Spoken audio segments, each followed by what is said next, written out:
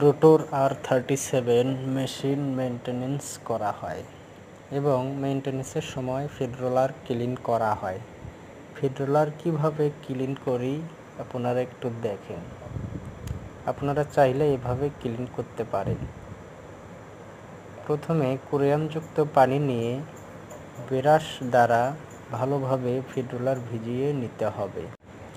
তারপর আরেকজন ব্রাশ দিয়ে ভালোভাবে ফিড রোলার ঘষে ময়লাটা আলগা করতে হবে এবং কম্প্রেসার হাওয়া দিয়ে ভালোভাবে হাওয়া দিতে হবে।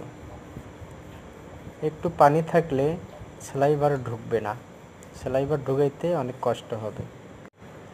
এভাবে ক্লিন করতে পারেন। পানি আপনার স্টেপ মোটরের ভিতরে